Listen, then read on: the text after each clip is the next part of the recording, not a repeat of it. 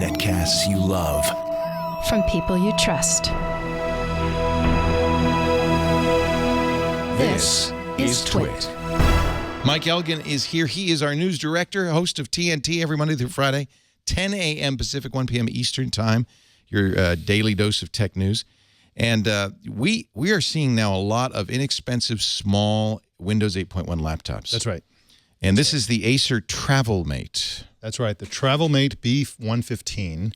And this is, of course, a Windows 8.1 device. It's $379, so not as inexpensive as most of the others in the category. But you compare it to other, like an Apple laptop. That's $379. It's cheap. It's very cheap, and but it is a new world of these Windows machines, and there's actually a lot coming out these days. This is a 1366 by 768.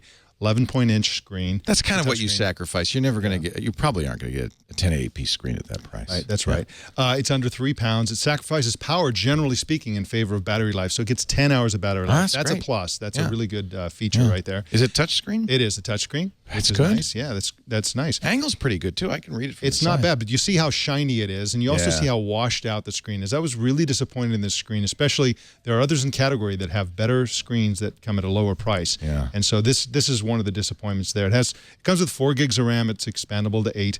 It has a 500 gigabyte good old-fashioned spinning hard drive. It is slow. Yeah, it's very slow. The performance is not good at all. Now let me show you something truly horrible. This has an HD webcam, but let's take a look at how just awful this. Well, it's still frozen. Well, for one thing, you're not moving. Oh, there we go. But I mean, you look at that. It's just horrible. It's just absolutely horrible. The screen is bad, and also the camera is bad, and so this is not a good experience. It comes with some of the Acer software, Acer Backup, Acer eRecovery, Acer Office Management. I could do without all that stuff. Yeah, I don't need that stuff, but that's one of the differentiators that it comes with. It does support HDMI, so you can do HDMI out to a TV. It does support Bluetooth 4.0, USB 3.0. It has 2 USB 2.0 ports as well. And so, wow, it looks better on it actually looks better on our monitors. It's well lit. It's well lit, but it's funny. There's something about it. The colors don't look as good in person as they do on our TV. I don't know why that is. Our technicians are so brilliant. They're actually able to take a lousy image and make it look good. Yeah. And so that's another thing. There are 2 pros to this, essentially. This battery very life, which glary I mentioned, screen. Is very glary. I mean, it's great as a vanity mirror. Yeah. You can put your face on in the morning with this thing.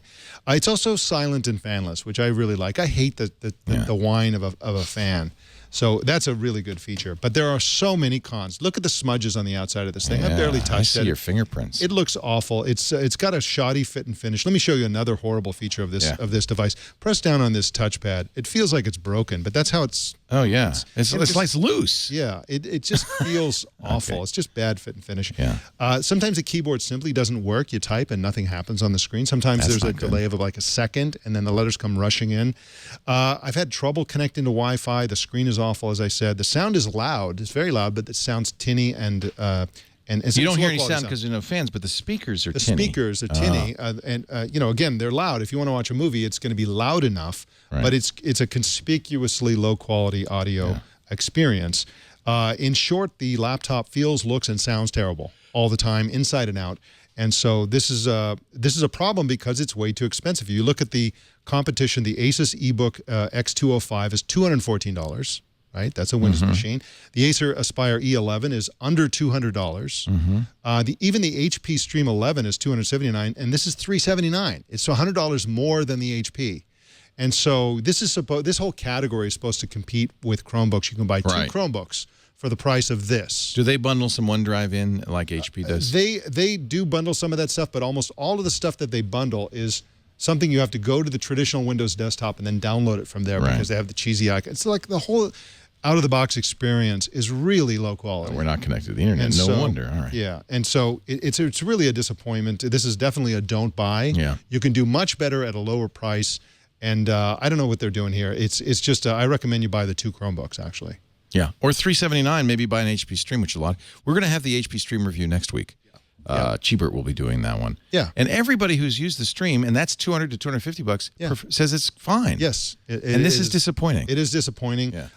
There's just no reason to buy this device because you can do better elsewhere. So this is a definite don't buy. Do not buy for the Acer TravelMate.